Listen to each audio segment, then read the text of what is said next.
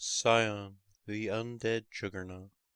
Over a century past, the brutal warlord Sion rose to prominence, slaughtering all who dared to stand in his way. Greatly feared by friend and foe alike, he was the last of a proud warrior culture that had been part of Noxus since its founding. Sion had sworn oaths to his ancestors to never take a backward step in battle, and to die a proud warrior's death when his time came. While not noted for his subtlety or strategic acumen, Sion's methods were ruthlessly effective, and he won many vicious triumphs for Noxus. The Empire's might was at a peak not seen for hundreds of years, and so it took the General of High Command by surprise when a nation from the west first resisted, then began pushing back their steady advance. These Demacians drove the Noxian warbands eastward, harrying them back behind the walls of Vardis. Sion, who had been campaigning in the Argent Mountains, now turned south, filled with fury. He arrived at the city to find the Demacians on the horizon. They had no intention of besieging Vardis. Having driven the Noxians from the lands neighboring their own, they were preparing to return home. Sion readied his troops, determined to punish these upstarts for their impudence. The Noxian commander at Vardis, however, had already suffered several defeats to the enemy, and was content to hide behind the city walls and let them leave unscathed. It had been Sion and his warriors who had paid the claim to the land now lost in blood. Outraged, he hurled the commander from the city walls and ordered the attack. Sion tore straight through the Demacian lines, seeking out their leader, King Jarvan I. But while his own warband charged with him, fearless of death, those who had been cowering in Vardis were weak, their spirit broke, and they retreated back to the city, leaving Sion and his trusted few surrounded.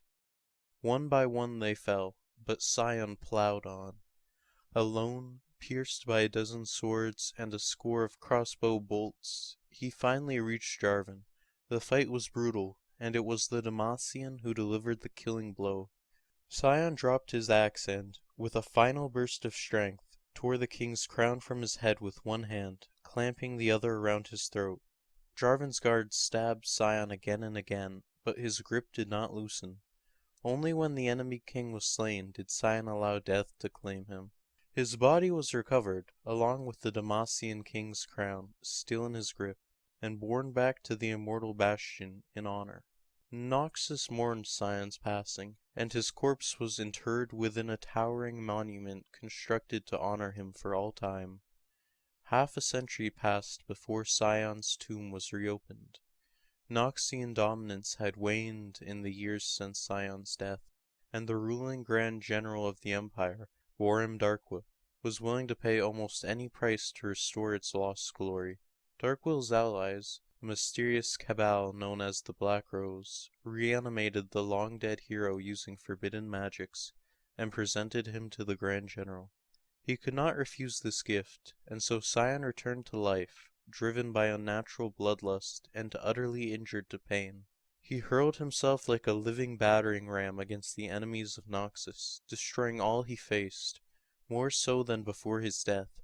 The victories Sion brought were costly. He was uncontrollable, killing friend and foe without remorse, and those forced to fight alongside him began to desert. Finally, Darkwill ordered Sion reinterred. Hundreds of warriors died trying to restrain him before he was finally bound in chains and dragged back to the immortal bastion. Without slaughter, the blood magic that sustained him quickly engulfed his mind in an all-consuming rage. His roars finally fell silent as he was sealed in beneath his giant statue. There he languished for many years, neither alive nor truly dead. When his tomb opened once more, it was to a very different empire.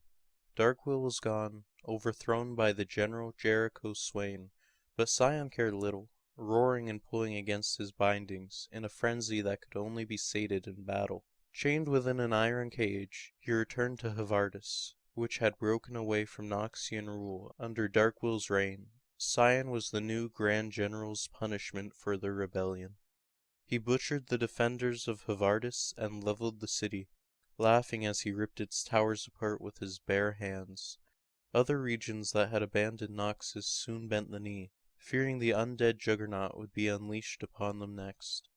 When harsh daylight floods his opening tomb, Sion now welcomes it, for with it comes the chance to shed his chains and sate his hunger for bloodshed, to briefly silence the screaming madness drowning out all thought of rest. Sion remembers only fragments of his life, and less of the times since, but one truth has remained as stark as on the day of his death. Now, as then, the world trembles before him.